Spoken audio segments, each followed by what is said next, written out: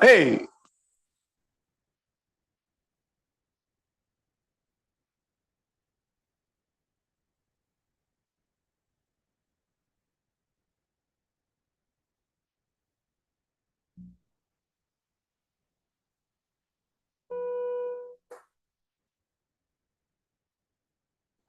I think that's not good.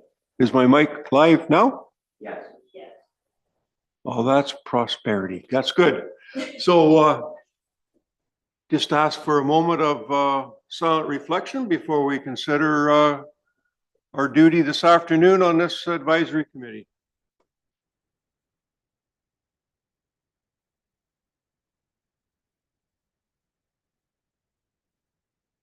Thank you.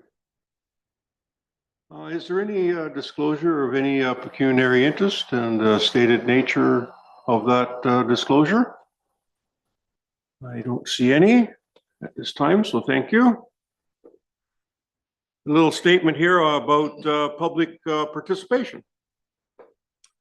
Members of the public are encouraged to provide their committee with their comments and questions. Presentations must be prearranged with legislative services before the agenda is released. Members of the public who wish to make a deputation about a specific agenda item at the meeting must register in advance with legislative services by 4 p.m. on August the 6th, 2024, by contacting Deputy Mayor at Meaford.ca or 509-538-1060 extension 1110. Presentations are limited to 10 minutes. Deputations are limited to 5. This item says to call for any presentations, and I do not believe we have any presentations or the following any deputations. Thank you. So the first real business is to approve the minutes. The last meeting. The recommendation is that the minutes of June the 5th, 2024, the meeting of the Ensuring Sustainability Advisory Committee be approved as presented. Have a mover. Thank you, Member Lewis. Seconded by Member Maloney. All in favor? Thank you. It's carried.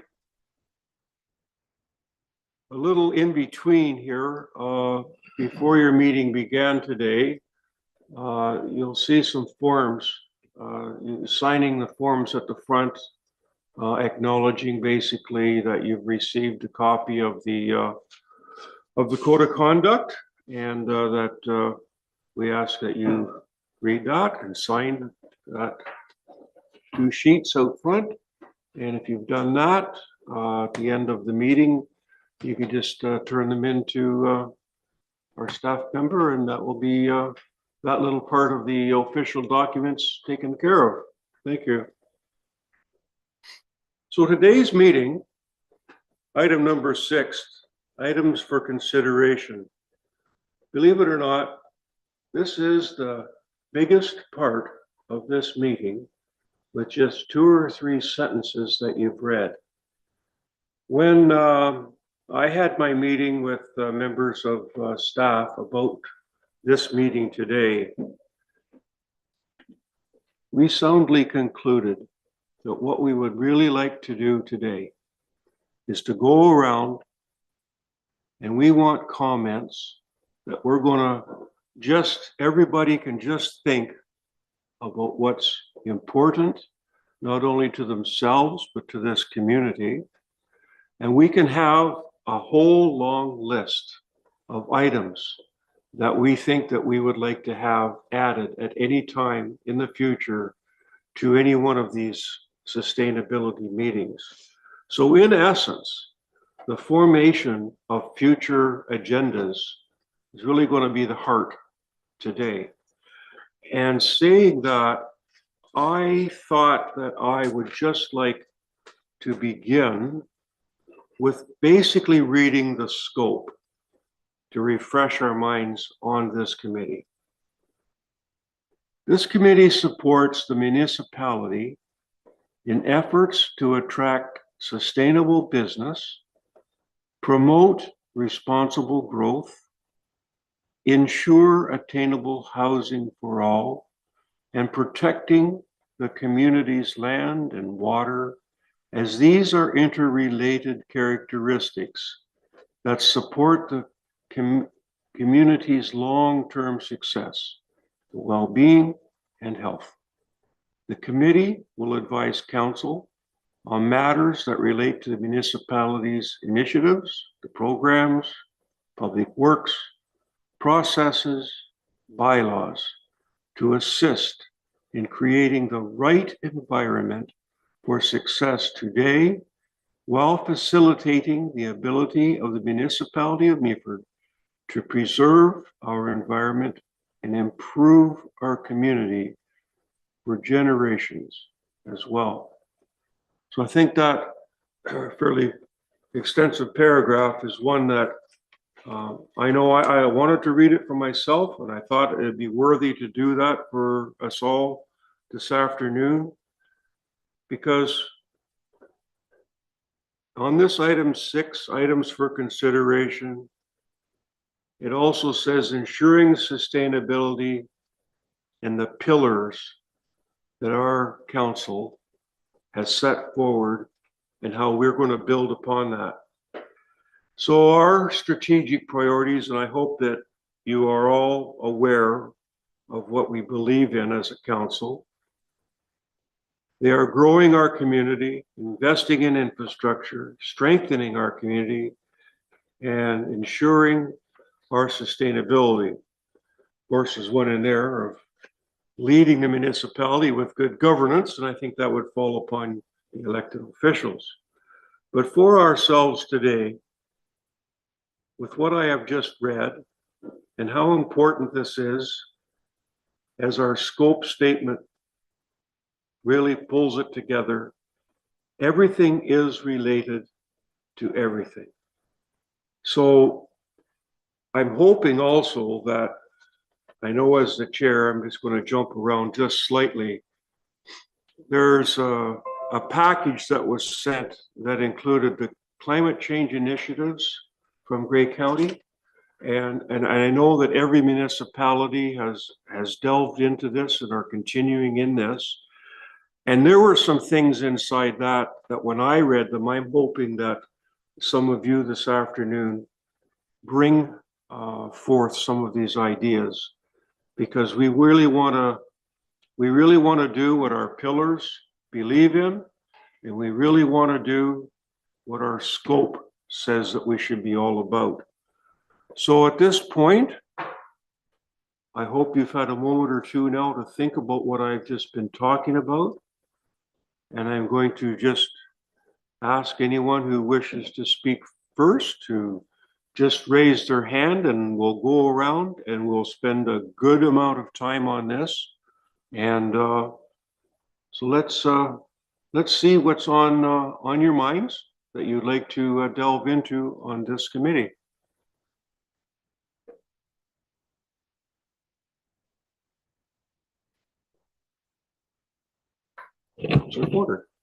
Thank you, Mr. Chair, and through you. So looking at the, let me just get to my right screen here, pardon me a second. So under the ensuring sustainability pillar, of course, we have 4 key projects here: climate change, mitigation and resiliency, municipal environmental regulations for development projects, municipal tree inventory, and EV chargers. Those are all very important. The 2 that really resonate with me that are very closely connected is the climate change mitigation and resiliency and the municipal tree inventory. And I know as soon as I mention trees, Jess's ears perk up right away because she's the biggest tree lover in the room. But I think what we need to recognize is that trees are some of the best municipal assets that we can have. And it's really important that we understand the tree inventory and how we can manage that and what we can do with that going forward. And of course, this was several months ago, but we were discussing the redevelopment of a parking lot. And one of the concerns that I had about the redevelopment was the heat island effect. And as we start having more open areas with hot pavement, that pavement stays hot during the day, and then it also stays unusually hot during the evening. So, adding trees and foliage can really significantly reduce the ambient temperatures and reduce that heat island effect. And that all connects with the municipal tree inventory, with the climate change mitigation and resiliency strategic priorities. So those really resonate with me, and I'm very excited to see what we can do going forward with that. I know that through the climate change mitigation and resiliency, there's going to be quite a bit of data needs to be collected, because we need to analyze our carbon output, what we can do in order to reduce that, and the different types of emissions that we're trying to reduce as a sustainable municipality. So without jumping around too much, those are two that definitely resonate with me, not only as a counselor, but also as a member of this particular committee. And I'd like to see, I'm very excited to see how those progress. As they relate to the Grey County, the climate change initiative snapshot. I do really like, let me just see where I had here. Bear with me a moment. It's just up here in my notes. I've got so many notes here. Thank you, guys. It was about the net zero construction. So incorporating net zero readiness into capital projects. And so that's something that I find very interesting, particularly when we look at, and this might be something that the Pump Storage Advisory Committee might want to discuss, is if the hydroelectric facility does end up going ahead, the amount of carbon that is produced from the amount of concrete that is needed to make this facility. I'd really like to see the Pump Storage Advisory Committee discuss to get TCE's comments with regards to what they might be able to do with their concrete construction to maybe capture and store as much of that carbon as possible, because as a facility that size, it's going to be a monumental amount of carbon just with the concrete alone. So I think what we have from a municipal perspective, and then we have the climate change initiative snapshot from the county. I really like the direction, and of course, it's a matter of implementing the action from all of these plans. So I'll jump in a few minutes after some of the other committee members have had a chance to comment, but those are my initial thoughts that I just wanted to kick off with. Thank you, Mr. Chair. It's excellent, because that's what I was reading too when I went through that, and I know that we're recording our comments, and you've come up with about 7 or 8. The parking lot, I remember when that came to council, and you were talking about a different, I think it was permeable, that can let the water get through and do a little different there. Our carbon footprint when we're doing new builds, tree inventory, and the EV chargers. So that's exactly what we need to have for headings, that kind of comment as we build upon our future agendas. Member Lewis, thank you. Yeah, thanks, Brendan. I can't agree more with what you were saying. I would just add, just looking really back, I think it would be very helpful if the municipality and all of the staff could just, they talk about looking at things with a climate lens. I think with climate, it's got and even well-being, these are things that are not little pockets of things. You go, okay, now I'm going to think about climate. And what's the action that we're going to have? Yes. They do cross everything. And I think with everything that is being done, whatever it is, there should be just some questions about, what is the impact of this action or this build or that parking lot? What is the impact on the future generations, on our environment, on the world, essentially? It sounds like a big issue, but I don't think it really is. I think it's just it's an attitude that you have. It's one that actually respects not the immediate, not the cheapest, not the immediate taxpayer necessarily, but future generations. You think back on, even if we think about our heritage buildings, part of what people love is that it comes from our past. It represents our past. think we need to be thinking in the future like that. So just some examples.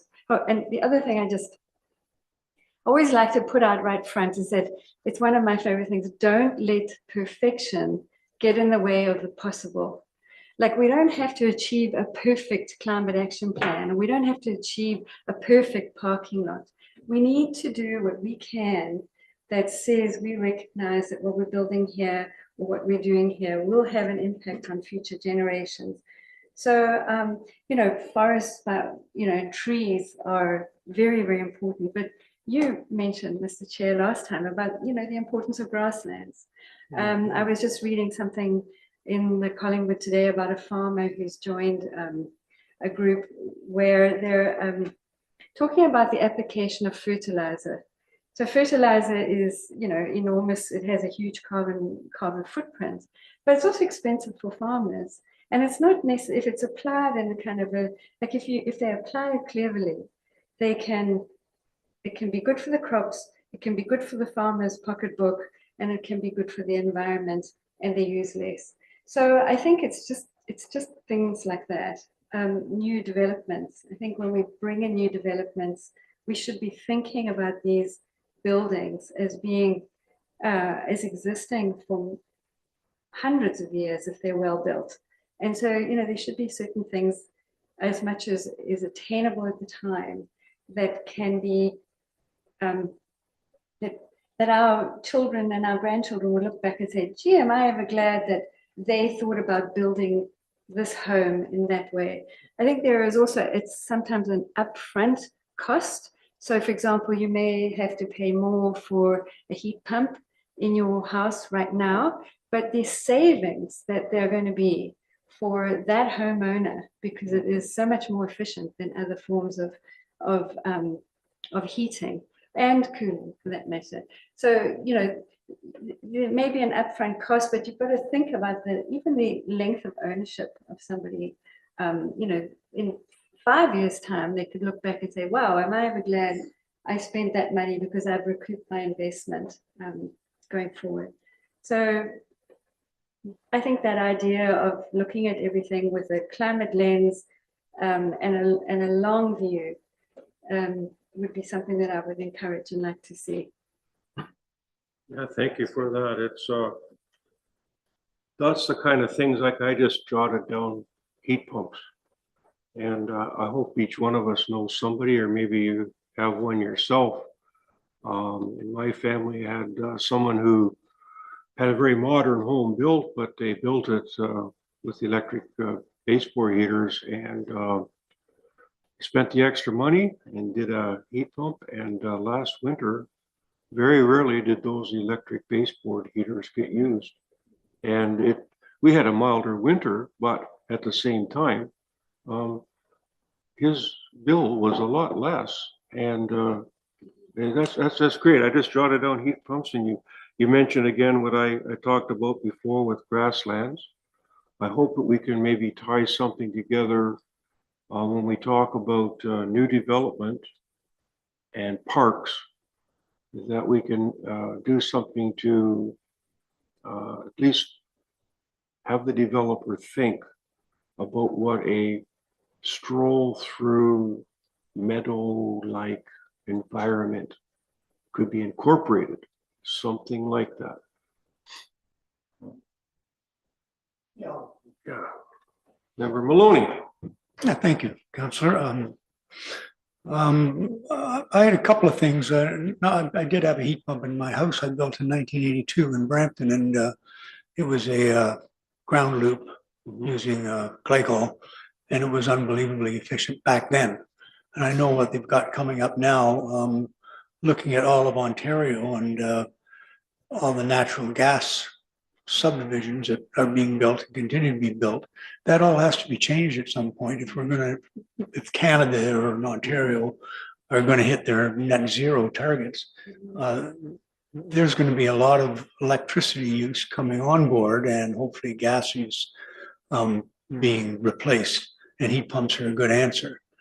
So just make a point of that. I was looking at tying into the paving of the, I think it's down by the waterfront you're looking at in the the marina area, that kind of thing. I've had questions about the entire waterfront development going forward, and as everybody seems to want here, is keep it environmentally friendly and appealing to the eye, not building condos all along the waterfront that blocks everybody's view, except maybe a walkway for people to walk on. But I would like to see a very green, high pay attention to the green space along there. And how you do that, I don't know. That's up to council. We can't do that here. But, you know, as houses come up for sale, does the city buy them up? And do we try to grab more land along there? Again, that brings up the point of the river flowing in there, and then that ties into our sewage problem and the septic systems on there. It opens up a whole variety of things. Like I know with the river, there's quite a problem with farm runoff and fertilizer runoff into the river and what that does to Georgian Bay, and then the septic systems. And the council's now looking seriously into a new sewage plant, which I've read up about, and it looks like a lot of fun. Glad I'm not involved in that. So there's a couple of few things there: the waterfront, the river, and again, of course, trying to switch from natural gas, or installing more natural gas, at least in Meaford, and moving into heat pumps, because it's coming and they're getting better every year. Member Ward? Thank you. I agree with, talking about we can change the way that we are developing new buildings and having these heat pumps installed. I feel like we can keep striving to create these net zero buildings and these changing ways of developing, but I really feel like we have buildings that are, they're heritage buildings and they're quite beautiful, and these are things of our past that we can look back on. These would be very amazing things to hold on to in Meaford.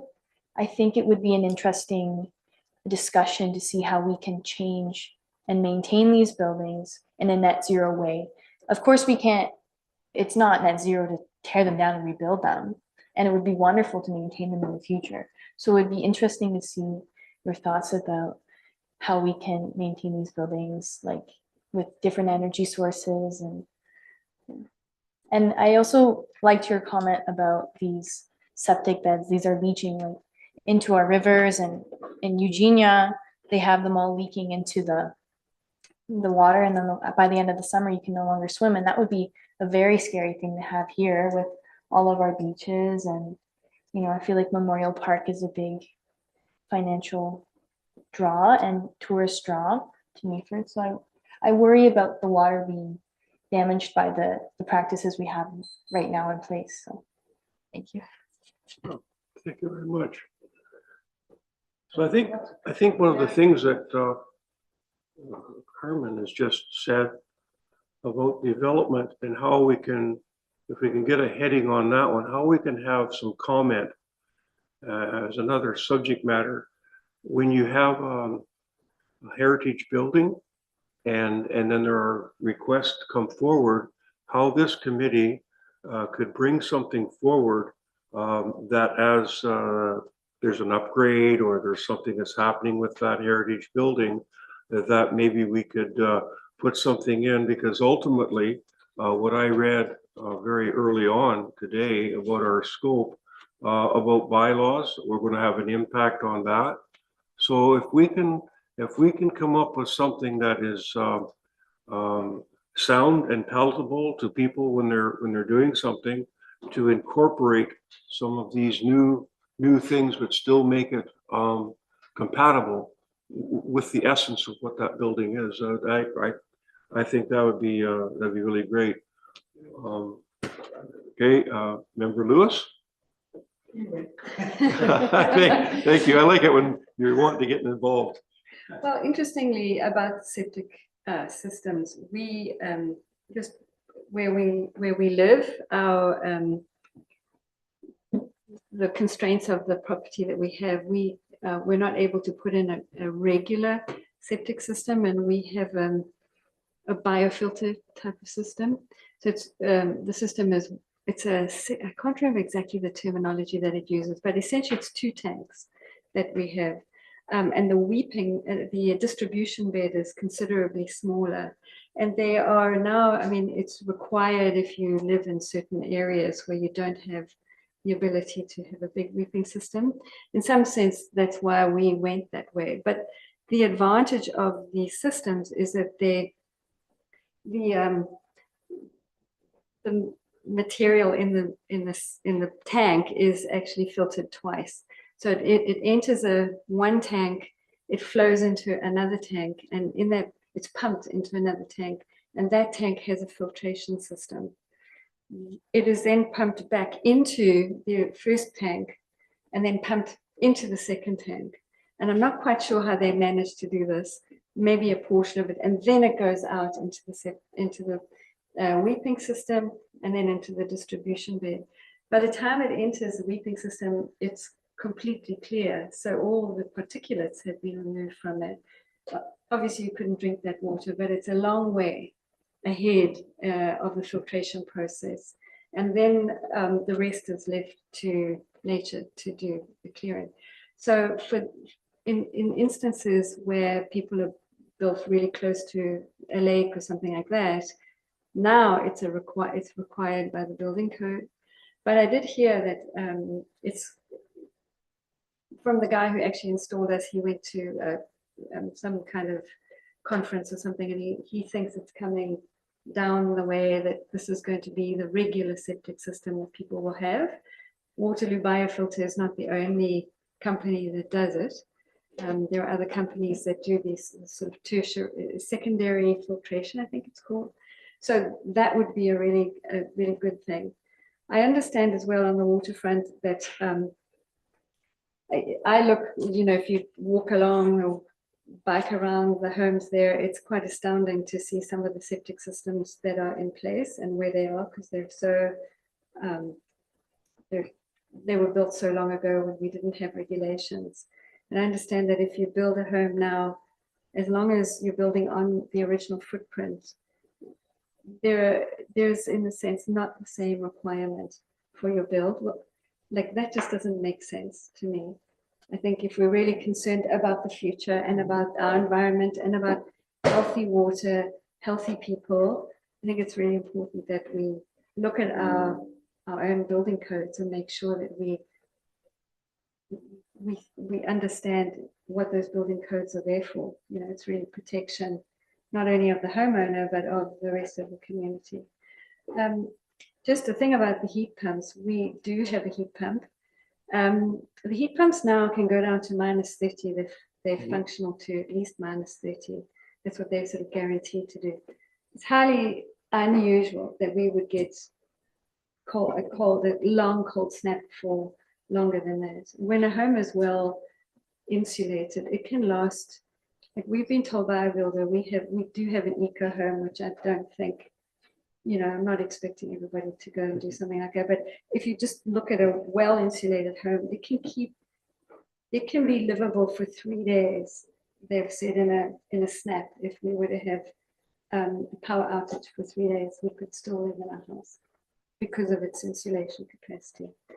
And then just for retrofits on old heritage buildings, there are ways they're being done.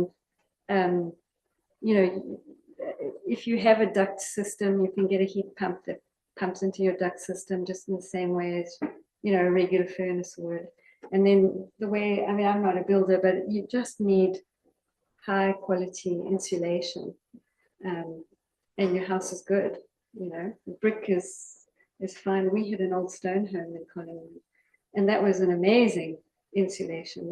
That thick stone like this was you know, very, very functional just in and of itself. So I agree. I think that heritage homes we're not going to tear them down. We need to think about, and there are ways to do it.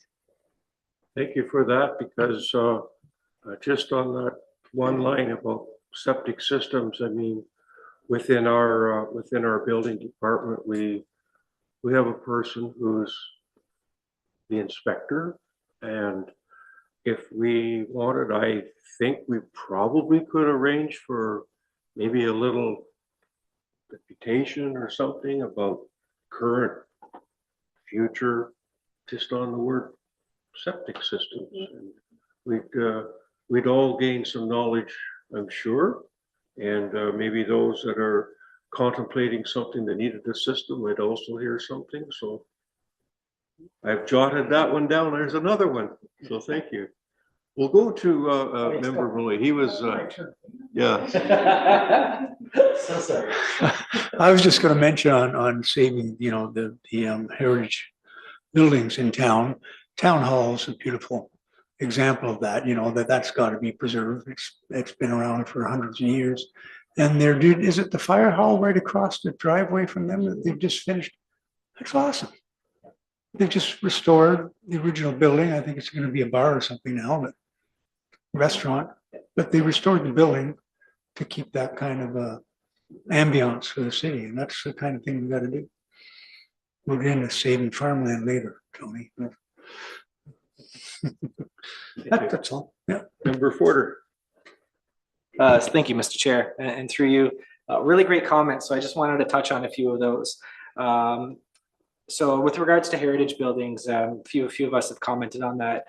As the chair of the Heritage Advisory Committee, that is something we do factor in, being able to maintain the historic and heritage culture of the buildings or homes, but if there is an opportunity to find a more sustainable way of doing that and still preserving that heritage aspect, that's something that the committee does take into consideration. And the fire hall is a great example of that as well, because it has been completely repurposed for a whole new use, but it's still retaining the historical architecture. All of that's been preserved and actually enhanced because now the building is going to be fully operational. So that's great. One thing just to remind the committee as well that we have a lot of great ideas that are being tossed around. If any of these ideas are actually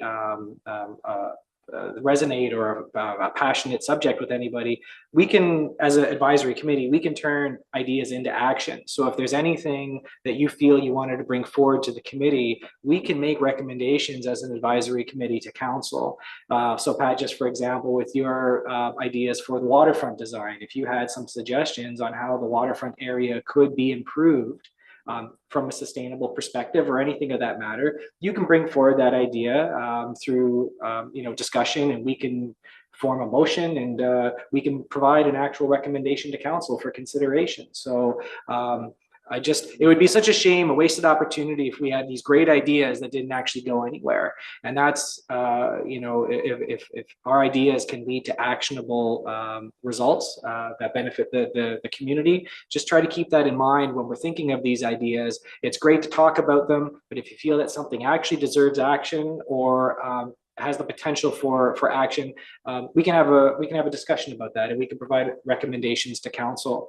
We can also meet with other advisory committees. So if there were some suggestions with regards to how we would approach heritage preservation from a more sustainable mindset, we can present those ideas to the Heritage Advisory Committee. And so we can share our resources with other advisory committees. And I think that's something that is really important, to have that communication between committees, because we are not silos. We all really are connected, and we should be working together. So, the ideas that we've just been discussing in this short time, I've already recognized a few opportunities that we could be discussing with the other advisory committees and sharing resources and to get their feedback as well.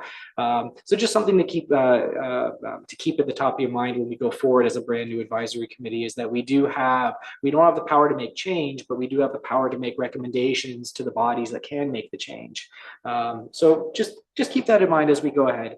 I think that's all I had for my notes for this comment. Thank you, Mr. Chair. Thank you. Anything new? Okay. I think No pressure. I think Member Forder, what you've just said is the absolute it's the crossroads of why we're meeting in the first place. That when we come up with something like recommendations for new development and they're interrelated about the new build and incorporating new things with different green space, we would need to have a meeting on what that could mean so that when we make that recommendation to council members get to hear that and they pick up what we are trying to strive towards for recommendation so that we can implement that then, as you've said. It's something that can be actionable. It's not just they need to have by, the sheer list of the law. It has to be so big. If we can do something which says we recognize that there's an enhancement. And then a developer will have to look at that, be able to do these. These things are what's going to make where we live today, both in the rural community and in the urban center. It's going to make an impact. It's going to make a difference. One of the things that Member Ward and I were just talking about before the official beginning of this committee, we were talking a little bit about land and land use and soil. You've talked about it. People say sometimes that someone's like a dirt farmer, kind of a put down. Well, dirt is just a single component of the word soil. And soil, as we know, is a living entity. It is filled with microbes and they all work together. And we have seen some really big changes in the way the farming community does crop rotation. They don't overstress the soil. They do multiple uses of that soil. Sometimes they let the soil go fallow just for a couple of years. Just let the soil rejuvenate. There are things that we've all become more aware of. And even when I'm on the Grey County level for farm safety, a lot of things happen there with what are the things that happen with chemicals that they're using. Just the simple use of hydraulic oil. If that falters, if somehow you lose 20 liters on the ground, old stuff or new stuff, it goes right into your well. So there are things that everybody is concerned about. Everybody wants to make those changes which they can incorporate smoothly, and it becomes a normal way of life. And I mean, the things that we want to talk about here, I've got great notes to move forward on. But one of the whole aspects is that sometimes when I read that scope statement, it said about how we can make changes in our bylaws.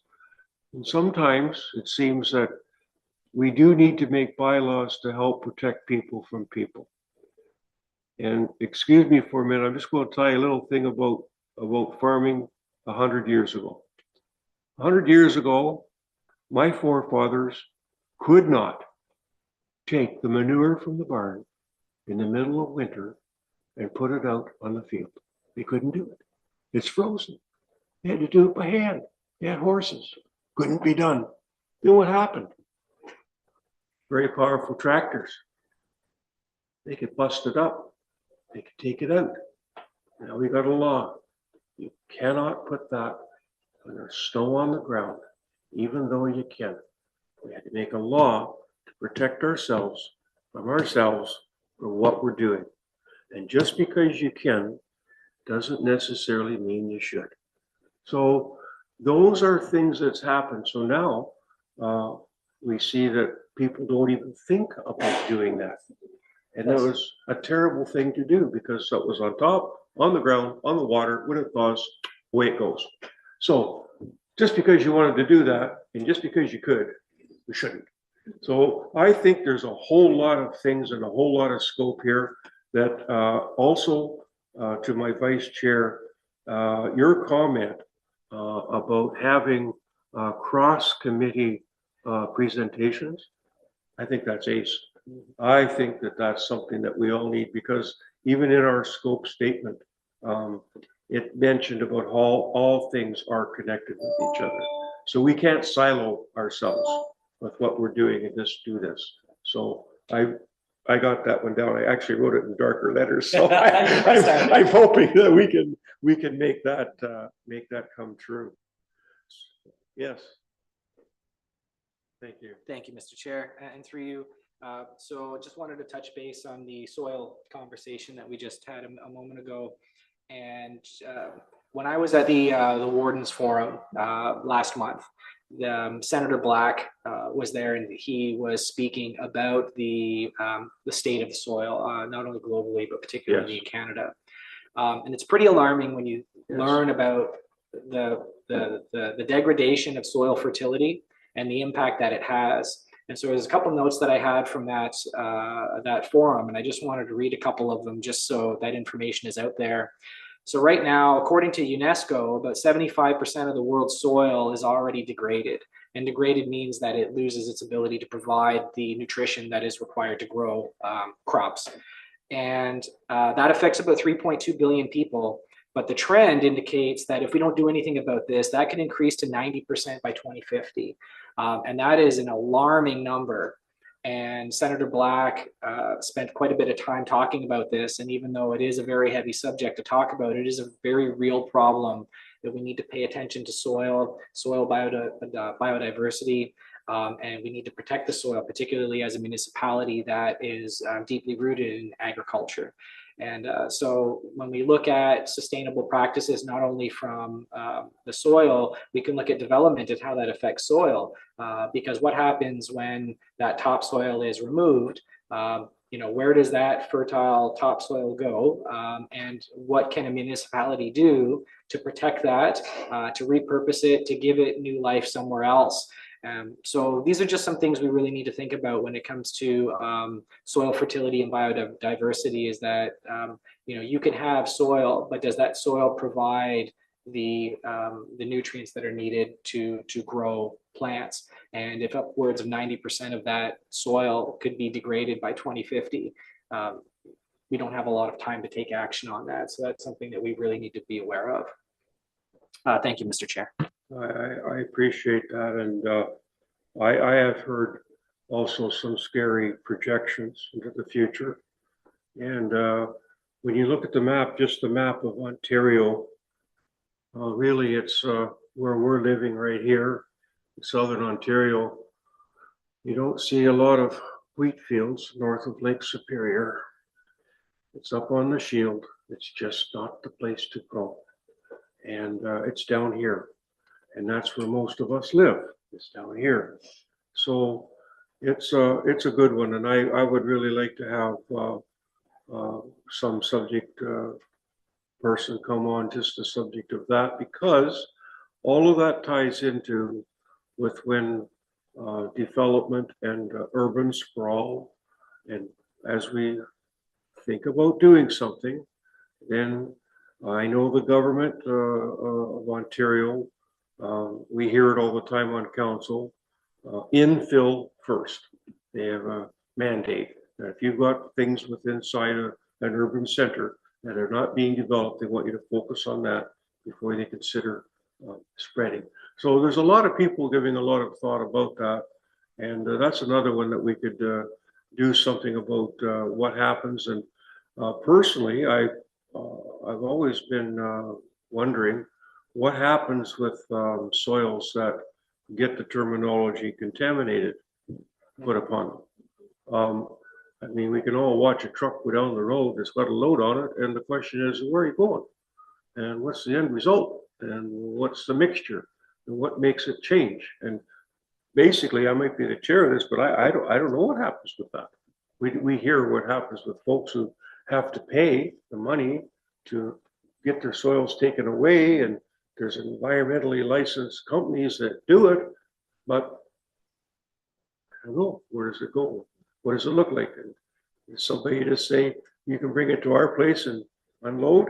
I don't know. That sounds too simple and too bad to do that. So maybe we need a an expert to give us a little bit of a seminar on just on that, because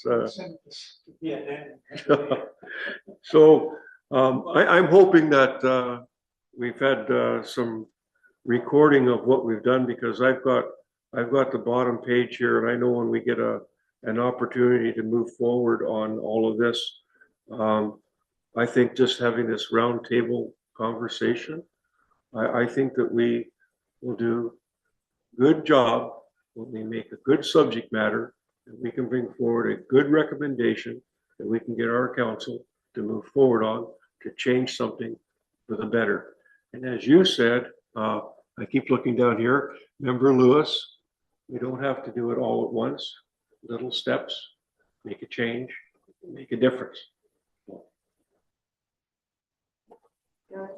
I'll go with Member Malloy. Just building on what you said, I was going to bring up the challenge we're going to face for urban spread or urbanization of our town here. We're a farming community as far as I know. People are investing quite a bit in turning open land into apple orchards and stuff on the west side, and I know David Lamb and the Lambs are expanding the orchards on the other side. We have to protect these people that make those investments, and you also, how do we keep the population under control, because it's going to grow, and there's a lot of good with it, there's a lot of bad with it. I'm more of an environmentalist, and I want to see as much farmland protected as possible, and where and how do we develop has to be addressed well in advance, not throw in Highway 413 40 years after it was needed, kind of thing. So that's one of my concerns for all of Meaford, is just how do we keep the farms here? Rose? Again, staying on topic. So when you think about greater density in the downtown, it increases the vibrancy of that town. You've got a lot more people around, a lot more people who are walking either out to a park or walking to a restaurant, or there's a lot more population there to support the businesses that are in the town. It's safer because you've got a lot more people out on the street at different times of the day and the night. It's funny, I feel safer walking in downtown Toronto at 2 o'clock at night than I would never do it in Meaford. I don't feel safe. And part of the reason is downtown Toronto, there is always people around. You're not alone. In Meaford, the likelihood of being alone on a street at 2 o'clock is quite high. So it's not to say you're going to have this overpopulation, but I think if you have a thriving downtown, in other words, one that is more dense. So yes, some multi-story homes, not 50-story high-rises, obviously, but multi-story units, I should say, multi-unit buildings. It brings people there, and then I think what is the difference between a single-family home and living in, say, an apartment block, is you don't have the same kind of green space. But that's where having parkland in your city, in your town, becomes so important. That's where having streets that have trees in them, that are full of greenery, good air, and so on. It makes it a vibrant town. So I think, again, we've got to think about things in a really holistic way. You're protecting farmland, you're building a more vibrant downtown, so you're helping your businesses who are going to be located in the center. You're going to have parks in your center, so you're greening your town. Those parks are not going to be used by people if it's I was reading recently about how do you make a park one that people want to go to. It needs to be taken care of in a way that people want to go to it. They want to sit out in the lawn. The children are going to be playing football or soccer or whatever. It's going to be good playgrounds and so on that bring people in. And so I think often when we design parks, we don't actually again, put the time and energy into saying, let's make this something that truly attracts people to come and use it. And then what happens is that they aren't done that way. People don't come, they get neglected. And before you know it, everybody's saying, well, why do we have this land? Why don't we sell it and put a house on it? I think, it's again, just sort of looking at something holistically, looking across areas of importance, of priorities that we have here. You can truly build something that is sustainable, that is great for the well-being of the town, that's great for the business in the town. If you look at it holistically, you don't just do it in pockets. And again, think down the future. Who do we want to attract here? How do we want it to be attractive for them, that they actually want to come and live or be in the parks, etc.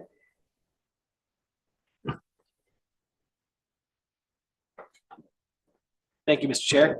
So parks, Leslie, that's a very interesting one because council just recently reviewed the new development charges study. And part of that was the timeline for the parks master plans and when they're going to be scheduled for enhancement or redevelopment.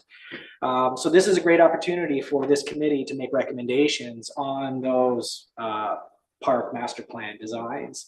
I live right near St. Vincent Park, and I know according to the master plan, that's not scheduled to have any development until 2030. So we have time to be able to compose recommendations and things of that nature, but that's a really good opportunity for us as a committee to provide that feedback to through recommendations to council as we move forward with these all these park enhancements that we're going to be doing. We have the new splash pad redevelopment that's going to be happening very soon right at McCarroll Park, and that when we look at park space, that has some of the best tree canopy features you're going to find anywhere. And that's one of the reasons I like being there so much, is just because of the shade. But that's just something to keep in mind when we have ideas with regards to enhancements for parks. We can make recommendations for those to council. Thank you, Mr. Chair. Thank you. And just add, if you think about the work that I think the deputy mayor is chairing on the redevelopment or reconsideration of, is it Market Square? So outside Rice's there. Mhm. I mean, like, it's just begging, that area is just begging for a redevelopment. Right now, it's a massive asphalt parking lot in the middle of our town. It can't get worse than that, I don't think.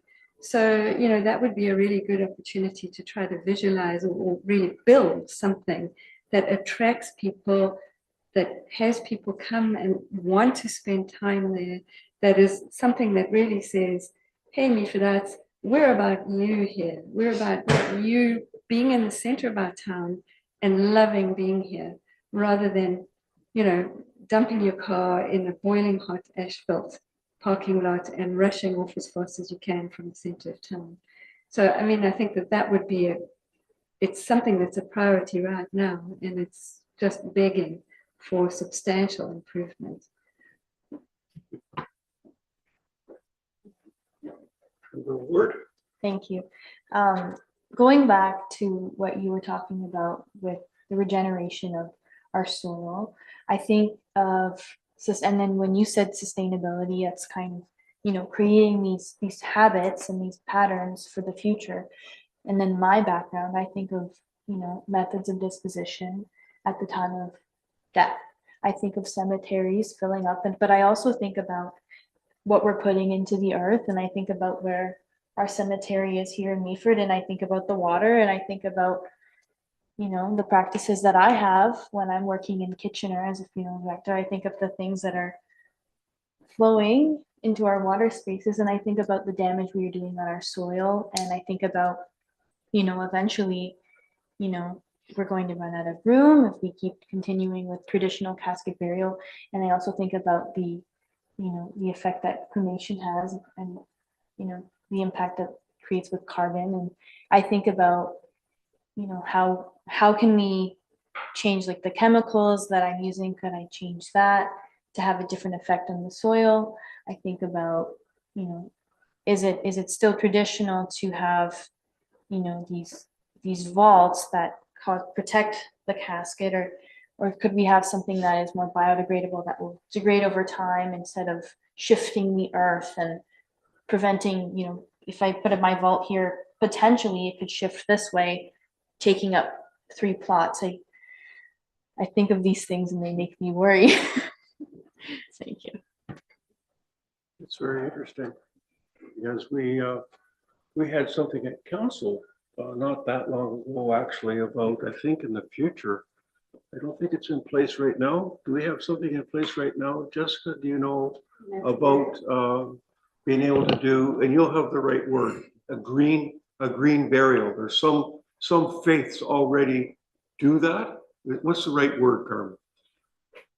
I would use the word green burial. And so what that entails is that the body is placed in the earth. So currently, as like legislation in Ontario, you cannot bury without a container. So that would be a wooden container casket without any additional metal or finishings on it. And then you would be placed in your final resting place without any topical or vascular embalming, which is the introduction of chemicals to the body. And then you're placed into your final resting place.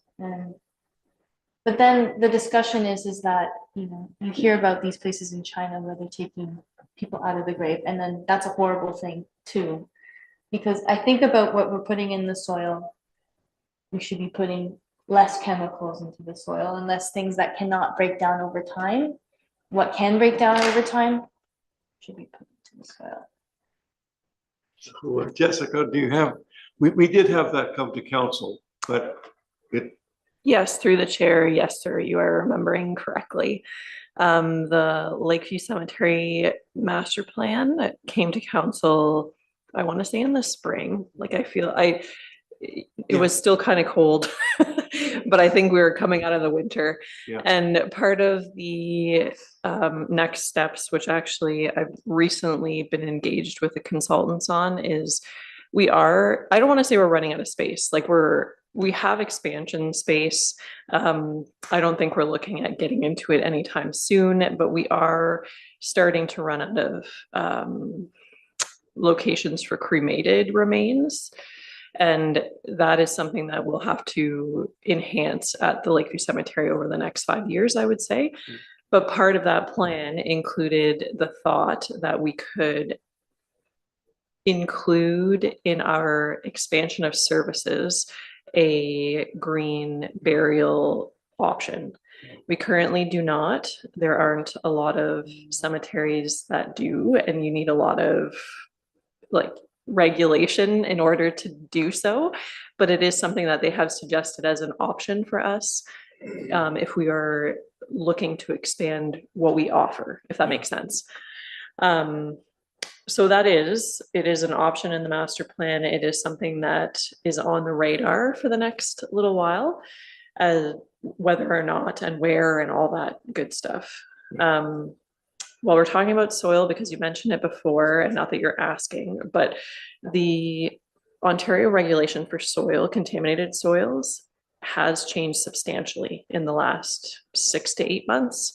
It's something that we've had to deal with as the municipality. Like, where does our dirty soil go is the same as where anyone's dirty soil has to go. So I think there's folks, myself included, or members of my team, who could help provide some information on where exactly, to your point, like where it goes. And there's a lot of rules. There's a lot, like, you can't just take it anywhere anymore. You know, like, they've done a really good job at tightening that up. Food for thought. Like, I think if you're looking or interested, that's something that we can definitely help provide information on. Okay. Just because we've had to live it this year, so I feel like we're very aware. And because I am going to keep talking, the other thing that I thought of when we're talking about parks is I love all the ideas. I do love trees. Brandon outed me. There is a balance in parks between greenery and safety when you're talking about feeling safe. Something of interest to consider reviewing or even educating everyone on is CPTED. I don't know if anyone's aware of that. It's like crime prevention through design, essentially. I forget what the actual, it's a whole process in making people feel safe while still having wonderful green spaces, essentially. It's very interesting. It's, you know, like making sure there's gaps between things so people can't hide in a park behind, you know, a giant pile of bushes. So when you were talking about that, it just made me think that it is very innovative. There is stuff online all about it. So food for thought on that one too, as something to maybe be a discussion, because it's, yeah, I love trees, but we want to make sure that people feel safe in the space too. And it's kind of a cool balance to find out what that's all about. So sorry, that's way more information than you asked for. I think that just shows these members here, Jessica, that as a member of staff, that what you get involved with, the members of staff get involved with, these things are always forefront. But yourself is a hidden resource that I think you should be prepared to be asked at some point to do a little presentation just on the world that you live in, what you know that we may not know, that we can promote that kind of thing and just get it out there and get people engaged on that. So no, thank you very much for your comments. I'm happy to share. I'm not normally this person, but I'm happy to help. Like Yeah. For anyone's information, because I wanted to find, I couldn't remember the letters. So CPTED is CPTED, CPTED, and it's crime prevention through environmental design. Wow. It's cool. I'm a nerd, but it's cool. And it's a lot of what we've been talking about kind of mushed together into how to make parks and green spaces safe, but also environmentally desirable, you know? And that's the kind of thing that if we got some information on just that subject matter, if we're talking to developers when they're doing that, to bring that through, and that's a bylaw, we can make that kind of thing happen. So this meeting today, I think without having anything written down as a formal agenda, I think that it's just been quite terrific. And I think with what I've written down, and I know what's been reported, I think our future meetings are going to be very, very meaningful, very meaningful. Yes. One last thing. Yes, thank you. I've appreciated this conversation too. I've been wondering about, you know, I think one of the things that the town needs to do is take a leadership position on educating the population about, you know, whatever new initiatives are going to be brought forward. I think there needs to be a fairly strong emphasis up front on, you know, getting the ideas out there and fully understood, because for just using as an example, green building standards. So if you're building a home that has a heat pump, has better insulation, has a longer life on its roof, maybe a steel roof rather than the shingle type of roof, that sort of thing, it will be an upfront cost. So I think long before it gets approved, even, I think there needs to be some sort of open public discussion about the fact that even though there is this upfront cost, here is going to be your saving in 5 years, and you know you will recoup that money very, very quickly, and you will live cheaper. One of the things that I worry about actually is that so often it's the wealthier people who can afford to pay for these sorts of things and then reap the benefits. And it's those who can't afford to pay that upfront cost because they're younger, because their incomes are just not at that level that's required. They're the ones who are stuck with the heavy bills going forward because they have less efficient homes, and so their heating and cooling is going to cost them that much more. The building has been built with poorer quality products, and so they have to replace them sooner. They're replacing their roof sooner, etc. So I think I think that, and you know, if we're talking about parkland, for example, if we're going to redevelop that parking lot in front of Rice's, there's got to be a fair amount of discussion beforehand and an understanding of what it's going to look like at the end. Because people's first thought is, oh no, we're losing the parking lot. And it's a very convenient parking lot, so there would be opposition. So I think that we do need to somehow try to get the public more involved in really understanding where we're going, where the town is going on some of these kind of ideas that we have, because I think that there is also potentially a stigma that might be attached to things like green. People have to sort of understand maybe a little bit more, because I think we have to understand where people are coming from if they have a knee-jerk reaction to green, and then there needs to be a discussion so that we all are looking basically from or singing from the same songbook. I know that's idealistic, you're not going to ever get there, but I think there's got to be an effort in all of this to have education and more conversation about where we're going and what we're envisioning for the future of the town or the municipality. Thank you. I think what we'll do at this time, because the next section that comes up, we're going to see how it basically rolls back, and there may well be some new items that we can incorporate on our discussions that we've had under items for consideration. So item number 7 is committee inquiries. Is there anything that anyone on this committee has? This is a very specific inquiry. Seeing none, thank you. Item 8 is under communications. So the committee will consider correspondence received by members of the public during each meeting. To share your comments, your thoughts, and concerns with members of the committee, the public can send an email to deputyclerk@meaford.ca. When emails are received to this email address, they will be compiled into a correspondence list, which is then distributed to the committee members prior to the meeting. The cover sheet of this list will be included on each meeting's agenda. The contents of the correspondence list are not included on the public's agenda to protect the privacy and personal information of those residents who choose to send in their thoughts and comments. So now I hope you have saved on your computers the climate change initiatives, the snapshot in 2023, 2024, Grey County. It's 12 pages, and I am opening up our discussion because you can look at the other member municipalities in Grey County. You can see what they're doing. I just opened up the first page. Basically, it's got the heading leading by example, and a couple of things just on the right hand side of my screen is diverting food waste.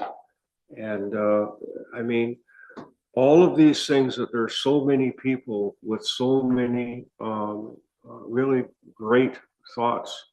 Has anyone got anything that they'd like to talk about on this Grey County snapshot? Because inside that, I jotted down some of the things that we have already covered to a degree. Their tree inventory was mentioned many times. Electric vehicle charging stations were mentioned. Also another one, an energy audit. I picked that up on one of the municipalities. Gardens, community gardens, new tree plantings. There's an area in there about some of the local farmers, agricultural families that participated in new tree plantings. Waste management. So there's a lot in that, and I'm hoping that you did have an opportunity to look at that. And if you do, I'm opening up for any comments on what you have read. If not, what we can always do is keep that and save it and use that as some background information for ourselves. Because when you look through it, you can see, let's just go down, transforming the lawn into a garden, okay, see? And it said there, since 2022, there were 4 community planting events engaging 75 plus volunteers, more people getting involved, some advertising and some commitment. And there was a heading just on transportation, and there's a big heading on buildings and development. We talked about that, okay? So if you haven't downloaded that or saved that, I think I would recommend that we do, because there's so many good headings just on its own inside that. Where is our, I'll just take a moment. We've got Owen Sound, Meaford, Municipality Meaford. Recognizing sustainability as a strategic priority of council's identified. Developing a climate change plan focusing on carbon reduction and enhancing resiliency to reducing CO2. Reviewing updating bylaws and agreements to better regulate noise, light, pollutants, dust from development. Creating a comprehensive tree inventory across municipality to effectively manage and preserve these vital assets. Exploring installation of electric vehicle charging stations in downtown Meaford. So there, just on that 1/2 page, you can see that what this committee is going to be doing is 100% aligned with where we are as a council. So if anybody's got any comments on that? Member Lewis? Grey County, I think we mentioned this last time, is leading, is working with 2 other counties to bring in all of the municipalities on green development standards. And I think, you know, that would be something that this committee, I think it'd be really good for this committee to get more involved in, to understand what are the green development standards, what might they be? Because I think we could, and perhaps that might be something that would be very interesting to hear from staff on. I'm sure they've been contacted. I guess it would be the planning staff. I would imagine that by this stage they would have been contacted by Grey County. I don't know if you as councillors have heard, but I think that would be something that would be very interesting, especially given that, as we've already mentioned, that Meaford will probably be growing, and we already have some developments underway. So I think that would be something that would be of interest and something we would want to encourage Meaford to become much more involved with. We have a very vibrant community garden group here, which is fantastic. And I understand that they work with some sort of local neighborhoods to bring children in to develop their own gardens. They have some cooking classes. I'm not sure if they're still doing that, but I think that that's a sort of thing it would be nice to see us do more of. Those are just 2 things that jump out at me here. The EV chargers, it's much more expensive to get a level 3 EV charger, I understand, but in my view, and I'm not that educated on it, but we have an EV. The level 2 is more the kind of EV that you would have in your home to charge your own car. It takes much longer. I'm thinking in Meaford, if we're going to have an EV charger, we're probably wanting something that the visitors would be able to recharge, because someone's not going to necessarily charge their own car there. The thing is, with the secondary level, it takes much longer to charge your car. And then, so That's right. in the long run, I wonder about whether it would be, again, worth Meaford spending more upfront to get the level 3, because it will become more usable for more people. Someone can come plug in their level 2 and they will be sitting there for hours. So I'll let our staff member, Jessica Wiley, may comment on this. Yes, it's a hot topic for sure. There's 3 levels, so level 1, level 2, and level 3, and you're completely right. Level 3, I think you can charge a vehicle in like 20 to 30 minutes. Level 1 is 100% like you plug it in at home overnight, not looking for, yes, that's right, like not looking to go anywhere anytime soon. Yes, yeah. Yes, so there's a few things, and please don't quote me, but the county actually has a plan or has initiated looking at the county-wide need for EV chargers, period, level 1 all the way through level 3, and have kind of mapped out locations in which it would be advantageous to promote EV chargers county-wide.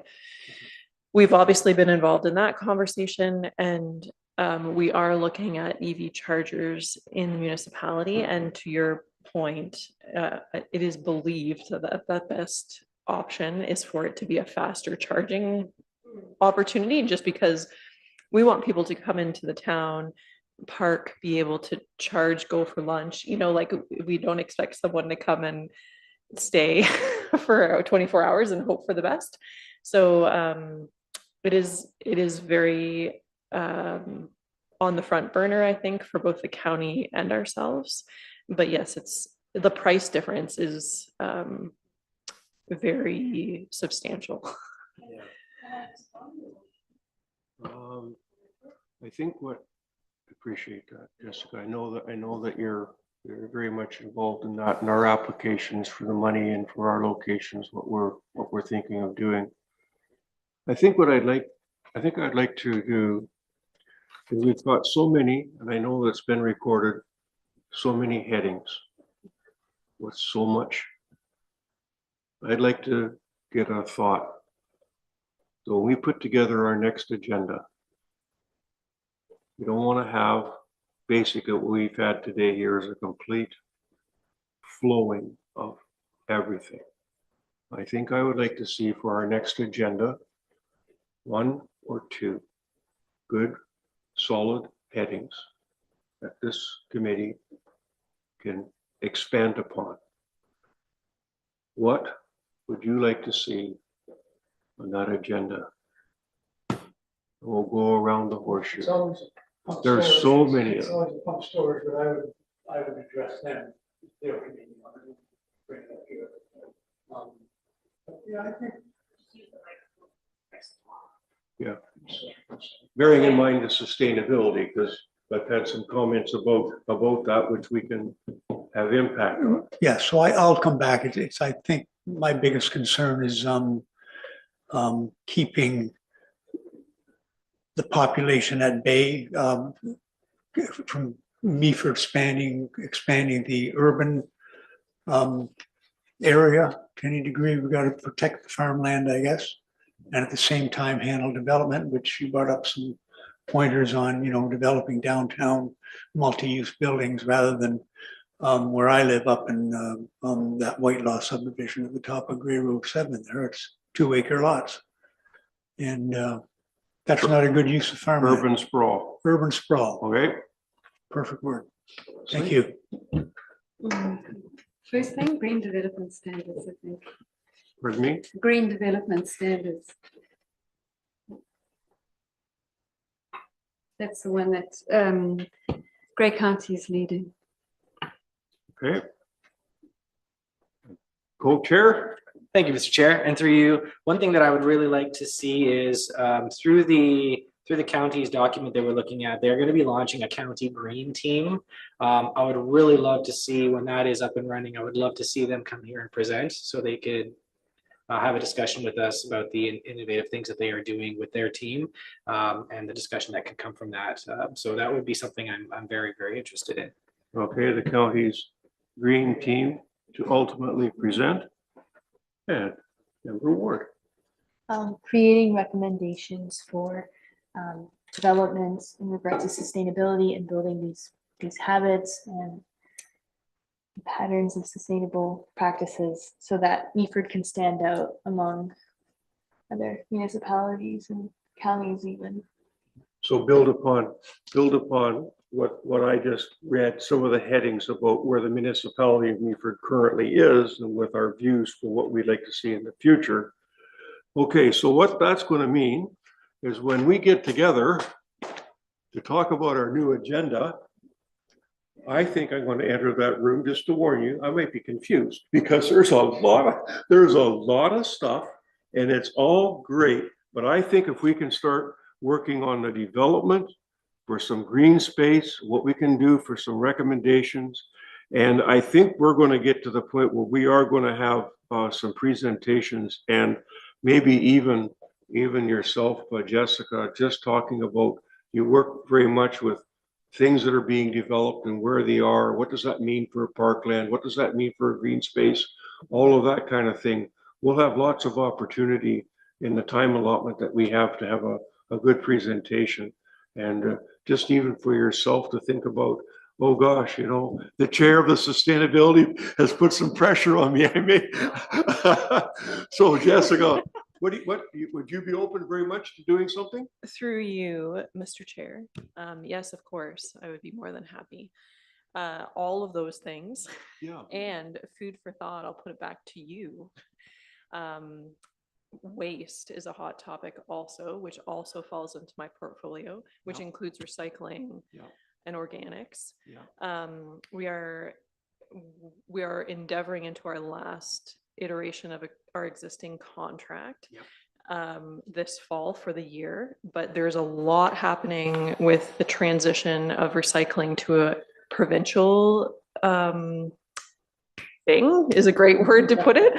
There's a lot of moving parts, and I feel like you guys are very keen, and it is something that I think would be very helpful in the next, probably like early in the new year, once we're in our last year and like we're moving on to the transition phase, to get some input and maybe bring it to this group and just explain what the province will be doing, what we will be doing. There's definitely some gaps. Like I'd love some input into how that could help support us moving forward.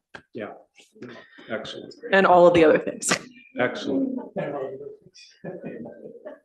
I think all in all, we're not going to be shy of subject matter. Absolutely not. And when I said about being confused, it'd be what do we want to start off with?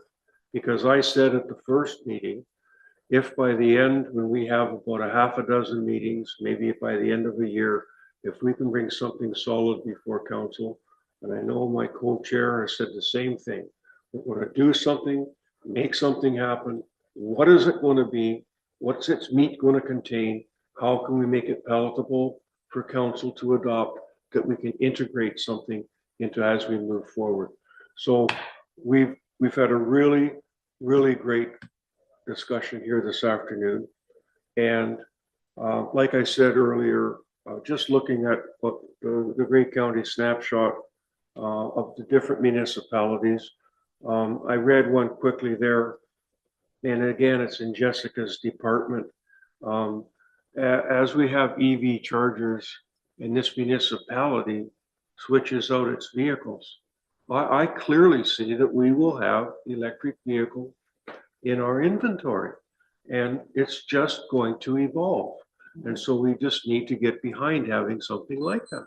So I know our staff will be working on that. Those will be things that they've already talked about. And again, that would be something that I'm sure that Jessica will be able to do even a conversation on what that means to the municipality, and with our arrangement with our vehicle supply corporation. So